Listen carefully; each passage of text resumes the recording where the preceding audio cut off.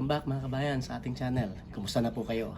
Sa video pong ito, tatalakayin natin yung suggestion ng isa nating subscriber. Shoutout nga pala kay Broken Clouds. Salamat, napakaganda ng suggestion mo. It is going to be a very interesting video or discussions sa video ito. Daw lang po, kagaya po ng nasabi natin sa mga una nating video, ito po ay isang pagtalakay, paghimay, kung ano po ang sinasabi ng batas. Hindi po ito legal advice kasi po kung may problema kayong partikular, makabubuti po ang magtanong kayo sa abogado para po matulungan kayo about specific legal advice na ibibigay po nila sa inyo. Ang gagawin po natin, hihimayin po natin kung ano yung sinasabi po ng batas. Sa video pong ito, ang tatalakayin natin ay yung traffic rules. What we need to know. Anong kailangan nating malaman? Kasi po kung minsan sa pagmamaneho, akala natin may lisensya tayo, okay na. Meron po mga duties and responsibilities ang isang nagmamaneho, isang driver. Lingid po sa kalaman natin, meron pong isang batas, yung tinatawag na RA 4136. Yan po yung Land Transportation and Traffic Code. Medyo matanda na po ito, may 50 taon na. But still, ito po ang batas nating sinusunod sa mga tungkol sa traffic. Unless meron po mga local government ordinances or issuances na nag-i-impose ng another set of rules or guidelines doon sa area nila. But still, ang main source po ng ating batas sa traffic ay itong RA 4136. Ito po ay naisa batas noong June 20, 1964. Ito po, meron po mga duties and responsibilities ang isang driver na dapat nating alamin. Una sa lahat, bawal po ang reckless driving. Alam na po natin karaniwan pag narinig reckless driving, ang bilis mo kasi magpatakbo ng sasakyan mo eh. Tama po 'yon, no? Bukod po diyan, meron pa pong ibang kondisyon o sirkumstansya kung saan masasabi natin na reckless driving. Kahit po mabagal ang andar natin, depende po kung yan ba ay naaayon doon sa lawak ng kalsada, yung flow ng traffic, yung grado ng kalsada, sa mga kanto, sa mga kurbada, likuan, yung visibility, at yung ibang kondisyon ng kalsada. Ito bang kalsada ay kasalukuyang ginagawa? Paved ba ito? Asphalted ba ito? Sementado ba ito? Rock road ba ito? Yan po kailangan nating alamin. Ang pagmamaneho po ng reckless or without reasonable caution ay masasabi nating reckless kung ito po ay maglalagay sa peligro, in danger, sa propiedad o sa safety o karapatan ng ibang driver, ibang sasakyan o ibang tao na naglalakad sa kalsada. Pagka po ito ay present, maaari po nating masabi na mayroong reckless driving. Kaya ano po ang kailangan natin gawin? Maging cautious. Maging cautious tayo. Halimbawa po, ang speed limit kunwari po sa isang kalsada ay 100 kilometers per hour. Pero may visibility issue. Bakit po? Bumabagyo, o kaya foggy yung lugar. So, ang visibility mo, let's say, 20-30 meters lang. Tapos ang speed limit mo pa rin sinusunod, 100 kilometers an hour. Baka po magkaroon ng resulta ng aksidente. In which case, under that circumstance, maaari pong masabi na reckless driving tayo. Depende po kasi sa circumstansya. Halimbawa po, mabagal ang andar mo. Okay, mabagal ang andar mo. Pero hindi ka naman tumingin dun sa crossing, sa kanto, kung meron bang oncoming traffic. E di, pwede pa rin po tayo masabi na reckless driving. Next, Section 49. Right of way of police or other emergency vehicles. Yan po madalas yung nakakaligtaan po nating mga drivers dyan sa atin sa Pilipinas. Sa ibang bansa po, kagaya ng Australia, Amerika, Canada, pagka po narinig nila yung sirena, yung wangwang ng emergency vehicles, tumatabi po yung mga sasakyan at humihinto sa gilid habang makaalpas yung emergency vehicle. Sana po ganun din sa atin. Ang problema po kasi sa atin naman, hindi ko rin po masisisi kung minsan, nasanay na po yung iba na pinapaandar yung wangwang kahit wala namang emergency. But then again, in case of doubt, mas mabuti po siguro tumabi na lang tayo kesa sabihin natin, ginagamit lang nila yan para maka-abante silang mabuti. Bakit po?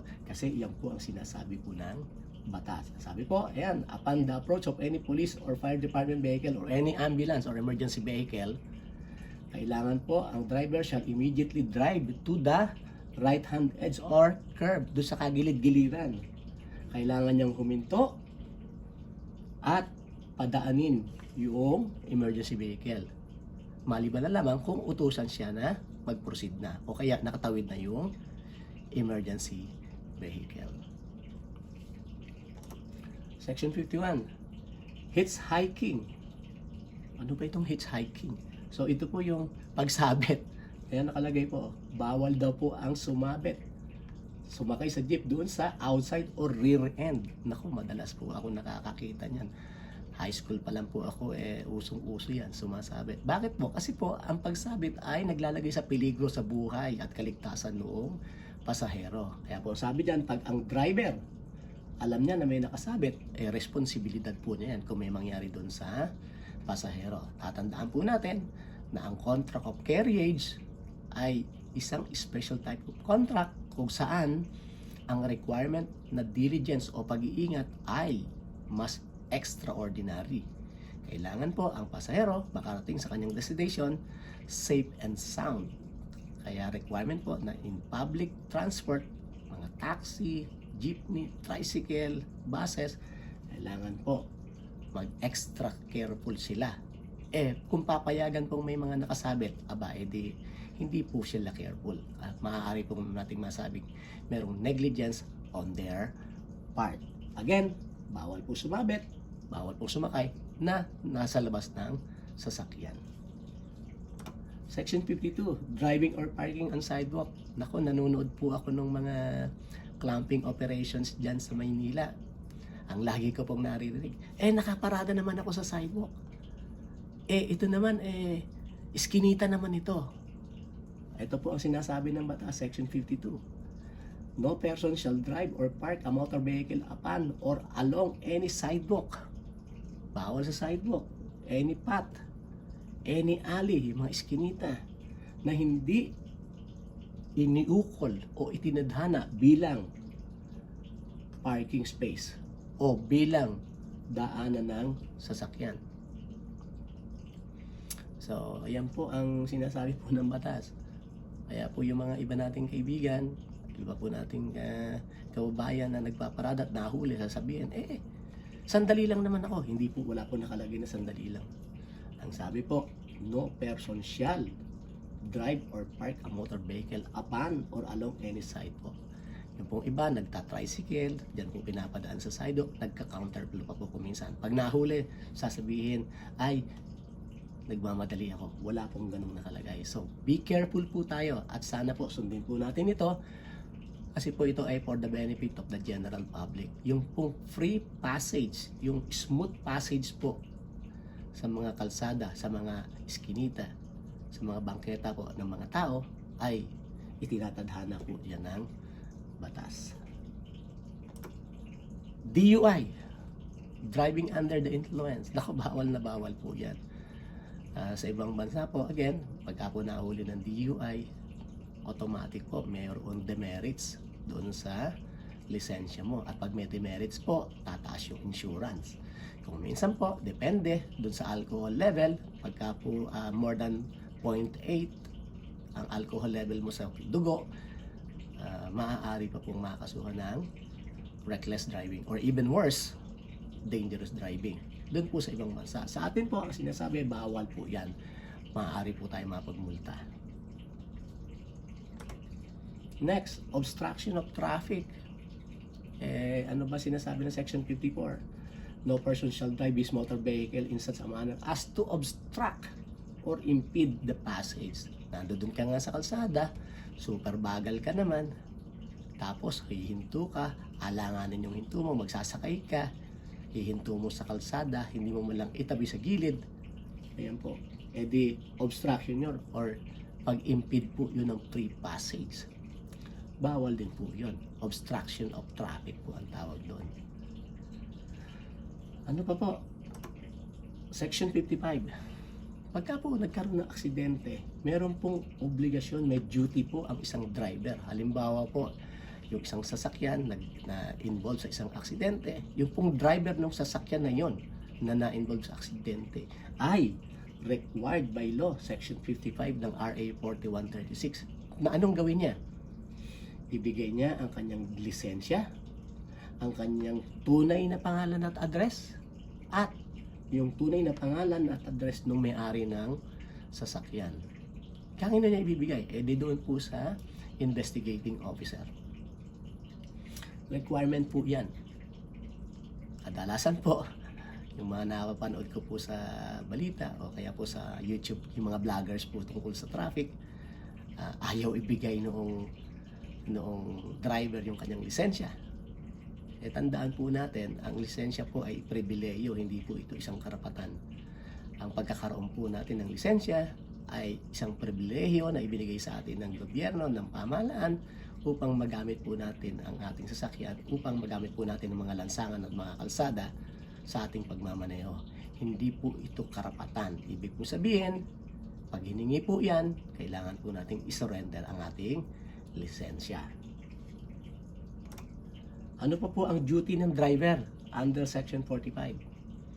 Pagka po yung driver o yung sasakyan ay na-involve sa isang aksidente, hindi po pwedeng ang driver ay umalis doon sa scene of the accident.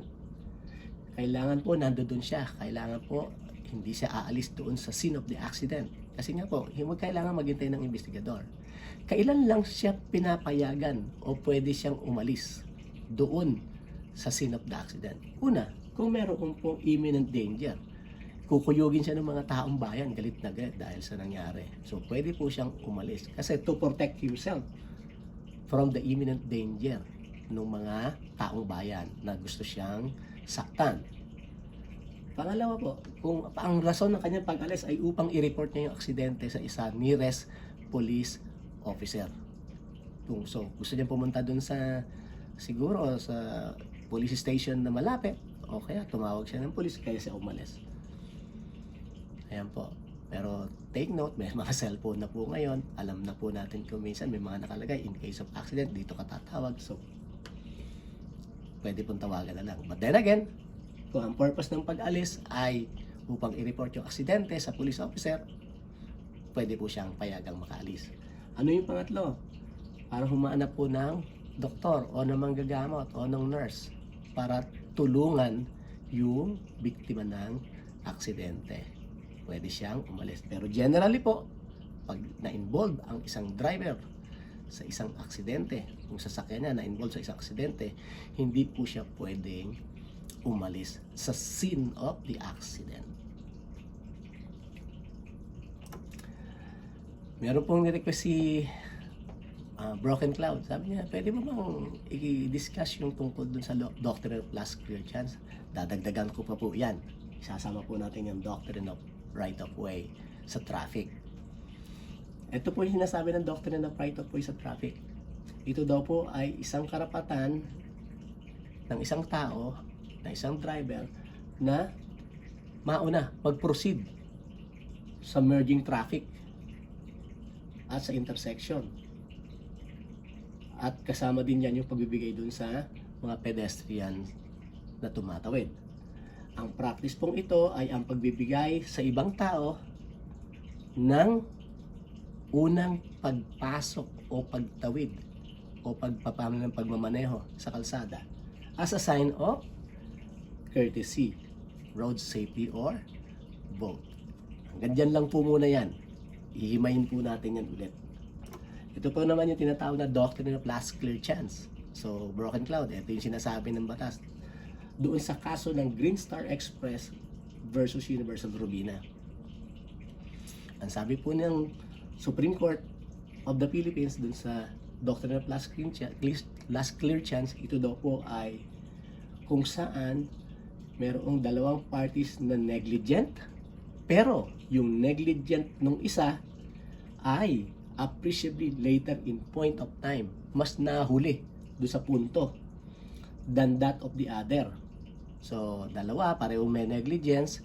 Yung negligence nung una Halimbawa, mas maaga yung negligence sa pangalawa, mas huli, o kaya po naman kung hindi po ma-establish o hindi madetermina kung sino yung una or huli, ayan po sinasabi, sino ang may huling pagkakataon, huling maliwanag na pagkakataon upang iwasan yung aksidente. Yan po yung doctrine of last clear chance.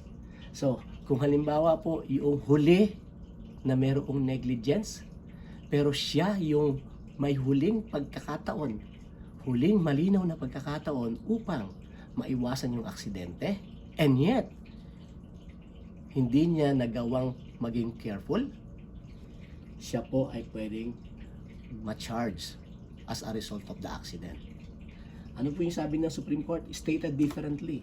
Ano po yan? The rule is that antecedent negligence, yung nauna po na negligence, ay hindi po makapipigil para makarecover doon sa pangalawang negligence.